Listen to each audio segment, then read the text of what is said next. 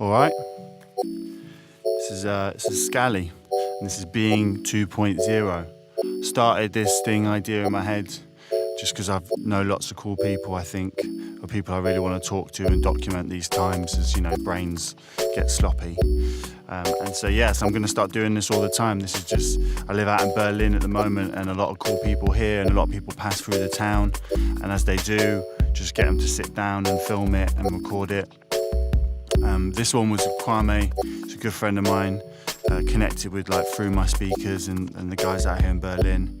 And we talked about everything. We talked about the difference between crowds in Berlin and London crowds. We talked about moving back to Africa, the Channel U text bottom bar requested videos, lots of stuff.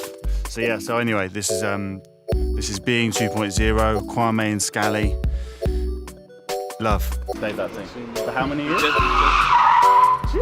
Oh yeah. This reminded me of back home in Horncastle and stuff. This guy was doing donuts in a car park in a Drive Now Mini. We didn't have Drive Nows or them types of minis when I was younger, but I hope everyone remembers, you know, or had so many a times in Tesco or Sainsbury's or Safeway car parks, just doing donuts because you just got a car. Yeah.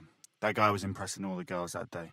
Anyway, back to the program. You've DJ'd here a million times and London or England a million times. How does it differ in terms of the crowds and stuff? I think London is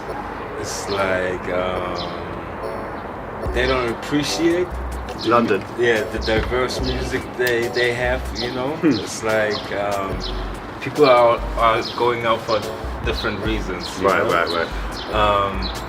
But then when it comes to playing there, it's really nice because usually the crowd will accept a diverse kind of set, you know? Yeah.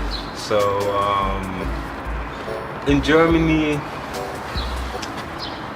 man, you just don't have people dancing that much, or it needs to be dark until they start dancing.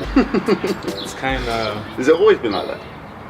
Yeah, it's just probably also due to its nature, kind of, you know? Yes. It's just there is no sound system culture over here. You know? We don't have... Right. But then dance music, traditional dance music thrives here, right? Yeah. I mean, the house and techno is big. Is there that gap though?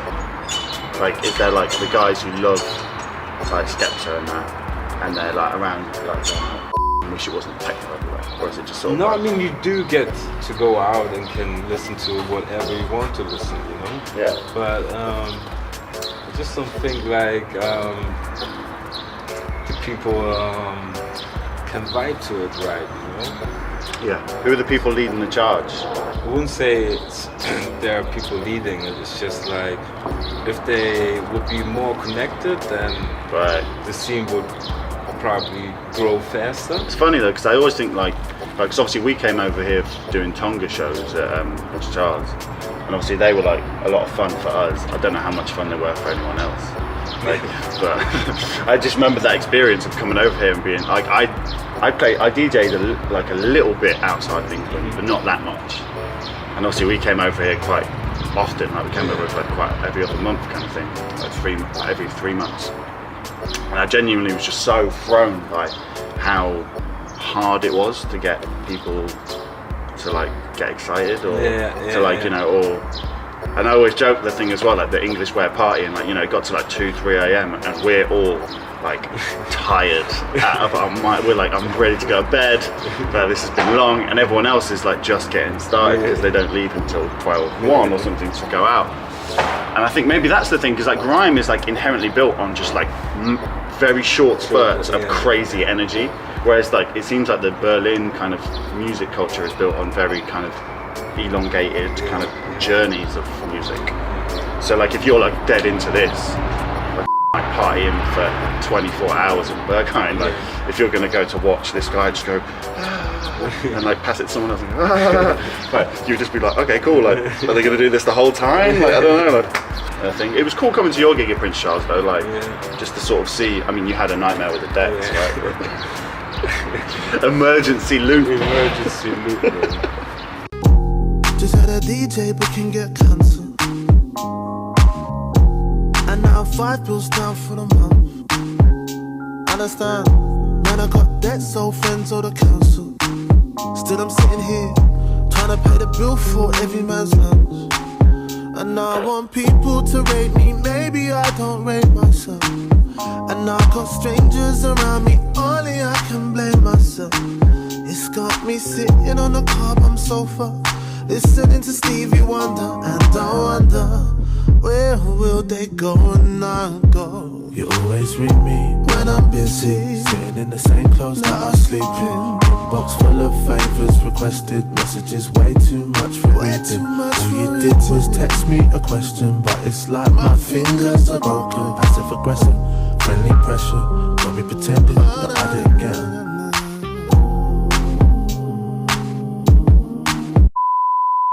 Because the thing is, I don't really know much about like your musical taste, to be fair. Like, so when did you start making music?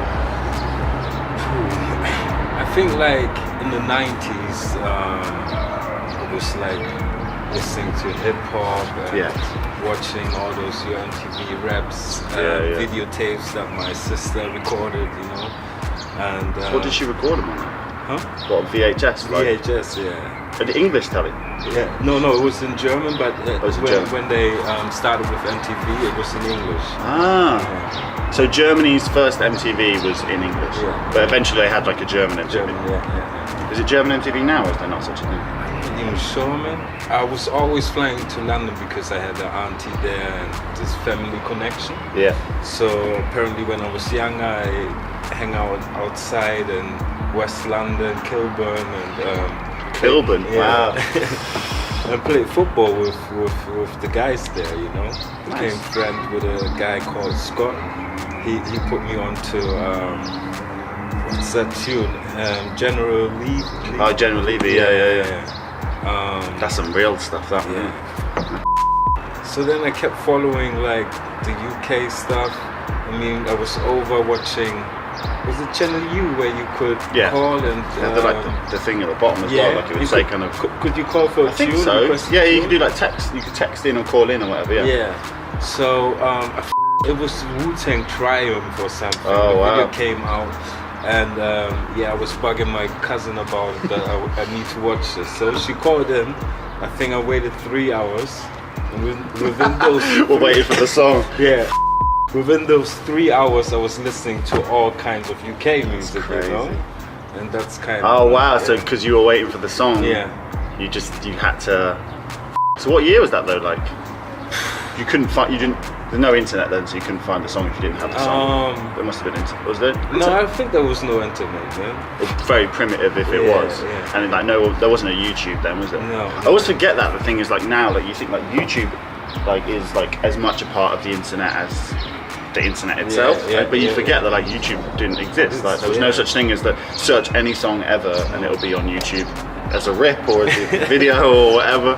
But I remember, growing up, like you would have that tune where you like. Actually, I never texted in though. I think maybe I didn't have the credit. I mean, like I would have never had the chance to watch that video so early because in Germany it would have taken a while till it come out.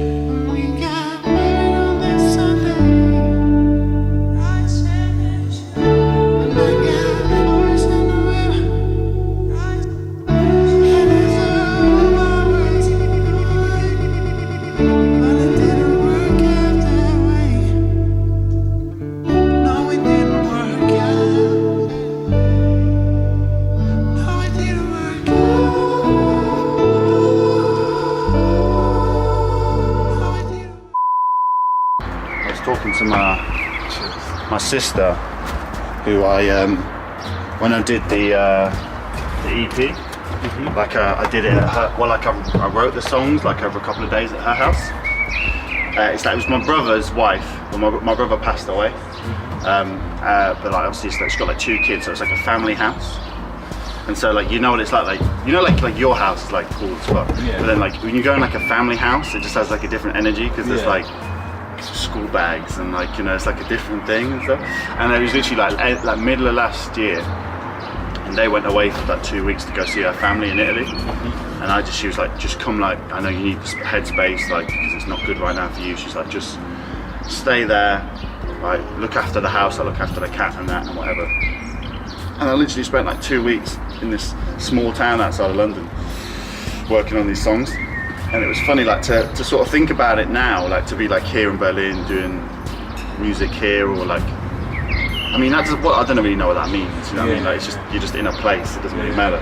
But when I sort of look back on it, and when she was like, oh, like, it's funny because like in the video there's a scene in the pub with the girl, Jo, who's like the actress, and she was like, is that about the thing? She told me about a similar, and I was like, no, I mean, it wasn't my treatment. But I was like, well, yeah, that did happen. I guess it's not wild to say like you meet a girl at a pub and have an argument, you know what I mean? But it's funny, like, as soon as you put something out, it becomes all these other things to other people too. It's really strange, like, and it makes you, I guess it just makes you see what your idea was in the first place. I feel like since I've been making music, definitely, with Half Brother and all the other stuff, people always go like, yeah, but you've got like a weird sound, and I go like, hey, it's not, like, or they'll go like it's different, or it's... No white God. Oh my gosh, lift up blacks to my shape tip top. I'm as dark as nighttime, so it's no nights off. Just like I said last time, no white God. Look, what would moving back to Africa mean to you? Hopefully just that it might answer a few questions that I have, you know, that I think can only be answered over there. And I mean, when I went there, and even when we went to South Africa, I just had the feeling, the energy and vibe I felt was just like something that I needed, actually, you know? And yeah, I wonder how it is if you actually live there and have this like 24 hours. I think it's an experience in my life that I just need, because I can always come back here. And the world's just such a big place to just, you know, if you're not like 100% satisfied with the environment, why not, you know, try it somewhere else? So yeah. I always think that thing with that though, like, there's, you know, obviously being like a white British man, like, I think it's hard for me to comprehend the idea of like the long kind of horrid backstory of like how people left Africa to where they ended up in the world, you know what I mean? And obviously for me to be like, there's no place where, like, you know, I grew up in the place that's home, you know, like, you know, there's no going back to Africa for me, like, you know what I mean? England is where I'm from, and that's where, like, but for you, is there that sort of kind of that something in there that you can't explain and you can't talk about? No, it's like the language I want to learn even better, you know, and like when I grew up over here, obviously I knew like, okay, I don't look like the people over here, but there was barely any education about the continent, you know, about the motherland. So I have the feeling like, to really get to know it, you have to go there and see it with your own eyes, because what people are going to tell you is not going to be like the real. The real. Yeah. Would you, like, if you could, obviously it's like hypothetical and you don't get to choose these things in life, but if you could have chosen to have been born in Ghana instead of Germany, would you?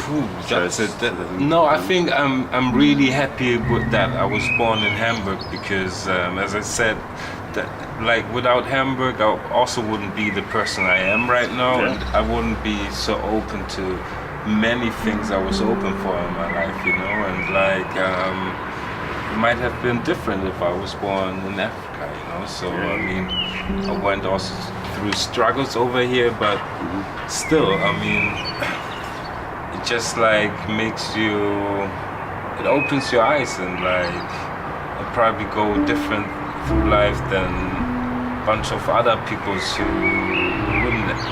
Like, for example, I met a girl who's half from Tanzania and half German, And she never experienced racism in Berlin, you know, and I've been living 7 years in Berlin, and I mean, every time I fly into the airport, I mean, I experience racism. Really? Basically, yeah.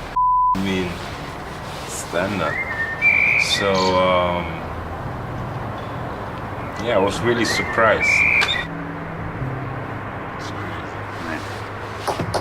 I'm going to end it on the good note though. All right. I'm going to end it on the universe note rather than like it's all 2.0 being done. Thank you to Kwame for sitting down with us out here in Berlin. All the links to the songs that were played underneath us are in the description. If they're not in the description, they'll probably come out soon enough. The songs in the middle, links to them too. Check out Through My Speakers, just Google them out here in Berlin. They'll probably have parties that are happening soon. They've got lots of releases that are always happening, some amazing output from those guys. Such a fan of the whole being of it. Yeah, more to come. Got a couple of more of these lined up and a couple in the can. So yeah, let me breathe. Let's all breathe together. Let's talk about breathing and paying attention, and let's love each other more. And yeah, here's to being 2.0.